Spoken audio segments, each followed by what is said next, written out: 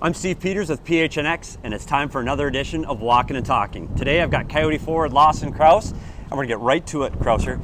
You've got 22 goals on the season. Yep. Last year you finished with 20. Yep. You've got career highs in goals, assists, and points.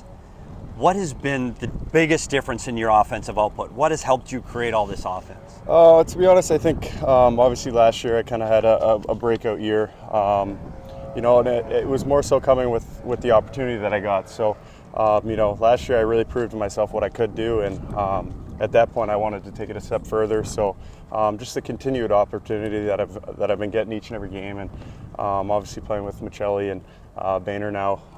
We work so well together. Obviously, everyone knows Maccelli is such an elite passer, and he's helped me get a lot of goals, that's for sure. You talk about the offensive side of the game, but you look at your stats, and I know plus minus is a questionable, it's more of a team stat, but you look at your last 2 years, minus 10, minus 9, this year plus 3.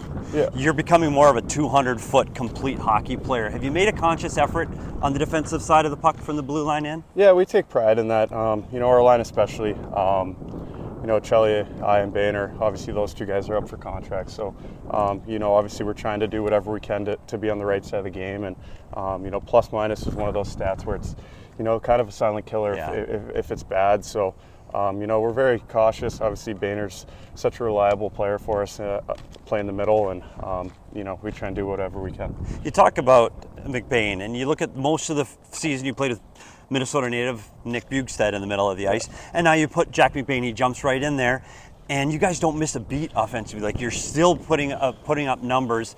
What's the adjustment period for getting a new centerman like that, and do you have any differences or similarities between those two centermen? I think the biggest thing when you go into those changes, especially after playing with Bugey for so long, is the communication factor. And as soon as Boehner kind of filled in on that in that center position, we were constantly talking about how we want to play, how we need to play. When during the game when we see something and we don't do it, we're constantly on the bench, as a line talking. So I think that's makes the transition a little bit easier for a new guy jumping in on the line, where Celli and I have pretty much played together all year. So Boehner, he's a big, strong guy. Obviously, does it all. He hits, great hands, great skating, and goes to the net hard. That's it for the Twitter clips. Join us on the PHNX YouTube for the rest of the interview, where we'll ask important questions like, where did the beard go? Okay, so we've already talked about Maccelli a little bit. Yeah. So you look at, we know Maccelli, unbelievable, elite passer. Like, he's a high-end passer in the National Hockey League, through sticks, the sauce pass, the no-look passes. But now he's starting to get goals. Yeah. What's it like playing with him? And do you, as a line mate, are you telling him to shoot? Because we're yelling at the TV to shoot. Do you tell him he's got to start shooting more? Play with him, yeah, everyone knows his passing ability. And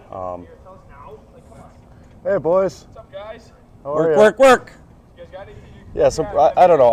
Obviously, I like when Celli passes me the puck, because usually I'm in a pretty good area. Get those and cookies. And it seems to always be right in the sweet spot. But, obviously he's been aware that he needs to shoot the puck more. Bear's kind of always telling him, hey, shoot. And, he has been of late, and he's been putting some goals in. So, obviously good to see. And, I'm never going to tell him not to pass the puck. Yeah, exactly. Get those cookies. Yeah. Do you think he should be in the Calder conversation? Yeah, for sure. I think, what he's done this season, and then you take a look, he missed a few weeks with an injury, and for him to bounce right back after that injury and continue to have the success and the points that he has been having, I think for sure he's earned that right. What about you as his line mate? You look at where you're now, you were the young guy here, and you were the rookie here, and you were the guy learning.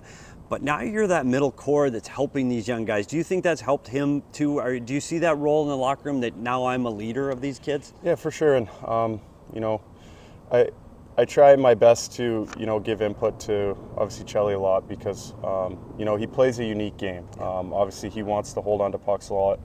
He wants to constantly make plays. But, at some points of the game, sometimes he does it a little bit too much, whether it's in our own zone and stuff like that. So I'm constantly just trying to, direct him on, hey, I love when you make plays. I know what you're trying to do, but sometimes you just need to get the puck out. And he's great with it. He loves the feedback, and obviously a great kid. So, I'm just trying to do whatever I can to help him grow and learn, and all the other guys as well. You look at the Mullett, and you guys do. By the way, you got 5 games left at the Mullett.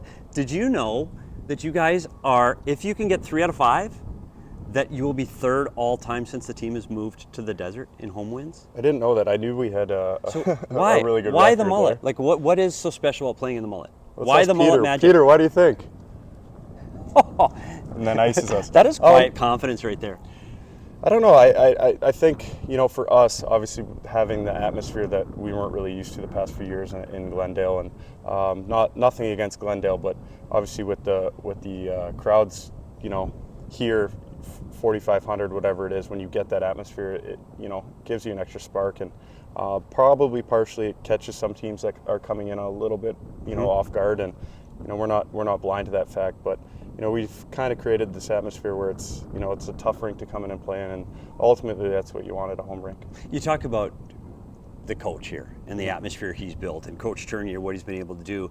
We've talked to a lot of players here, and it's always the coach, and the coach has brought this team together. What has he been for you? What has he meant for you in the room, and how does he get the best out of his players? I think just the open communication. I think when you have a coach where you're comfortable about going to talk to him, not even necessarily always about hockey, but just everyday life, and his open door policy, and he's always we're eating breakfast, he's always out there chatting, how's your day, what did you get up to last night? So just having that comfortability factor with your head coach, I think it really makes guys want to work for him, and we have a lot of respect for him. So just a smart, intelligent coach, always looking to be better. If you talk to him, he's the first one after a win to see what we can continue to do to improve, and just never being satisfied, and that's really contagious throughout the rest of the team. We're getting close to the end of the season. There's 7 games left. Where are you going to be this summer, and where are you going to train? Like as you start to I don't want to get you in your summer prep already, but where do you spend your summer training? I'll be back in London. Now that Mitch Stewart has been hired by our team for the last couple of years, I've lost him as a trainer, but I go back to the same gym where I used to work with him, so it's pretty good. I get to work out, I get to use his programs, and we have a good NHL core there, and a lot of really competitive skates. So and you get out of the heat, which is probably a good idea. Yeah, different heat back there in the summer, though. Yeah, we look at the humidity, yeah. Okay, now we're getting to the questions that the PHNX listeners want to know. Okay, we had an award at the midway point of the season, the best beard on the team. Unfortunately, you did not win. Yeah, Obi. Obi wins. Yeah. You were a close second. The beard is gone. Yeah. Why is the beard gone? So I was trimming it every now and then. I think when I went on bye week, that was the first time I really trimmed it down. And then I got to a point where I kind of just liked the slimmer, more trim version of myself, and I went goatee for a game, and then I went mustache for a couple games, and then I decided to reset it all. It brings up a great point, because I was a full beard a week ago, then I went mustache, and coincidentally on that game you were mustache, then I went full shave, and so did you. So we were wondering, coincidence or maybe something more? Were you following along to PHNX and copying me? Yeah, that's exactly it. See, I knew it. I told you that's what it was. Couple of more quick ones. We're going to talk about your drip, because we voted him the best dressed. Again, no offense. Chick was right in there. Yeah. But you bring a hat game. You bring a little bit every now and then. Every now and again, you throw the hat game into your drip. Has your drip game improved now that Chick and Stetch are gone from the room? I would say no. No. I would say that's hard hitting. When I'm news. feeling a little funky, I'll throw the hat. Throw the hat. Once you throw the hat on, then it's business. But yeah. Okay, and the last one. This is what we talk about on PHNX. This is how important stuff is. You have a lot of time on the road. You have a lot of time in planes. You're in hotels. What is your weekend binge? I know it's Wednesday, but what are you streaming right now? Either a movie or a TV show that you can either recommend or say, hey, this is my go-to when I'm in the hotel. It's tough. Like, the weather right now is so nice, so anytime I'm home, I'm not really watching. See, that's good. On the road, I kind of bounce back and forth. I just actually finished The Last of Us. Oh, see, everybody likes that. Yeah, that was really Zombies, good. I can't do it.